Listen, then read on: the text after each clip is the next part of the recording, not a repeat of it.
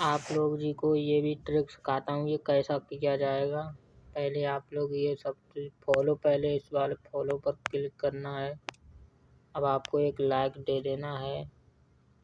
अब इस पर क्लिक करके यहाँ पर आपको दाबे रहना होगा।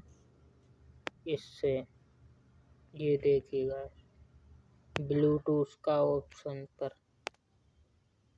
अब आपको हम दिखाते हैं।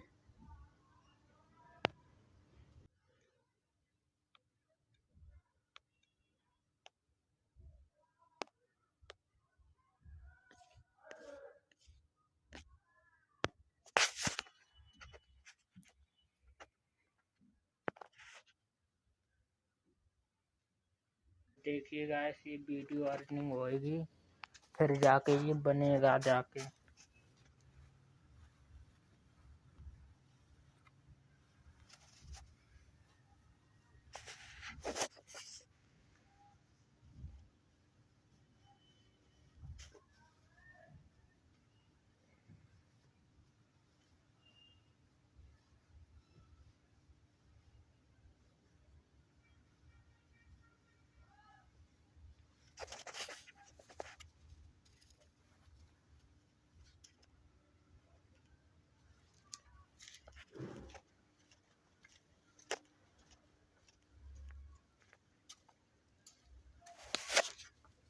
ये देखिएगा गाइस, हो गया है वीडियो चालू। और देख सकते हो इस तरीके से कुछ मैंने बनाया है ये वीडियो। आप लोग भी यहाँ चेक कर सकते हैं जी।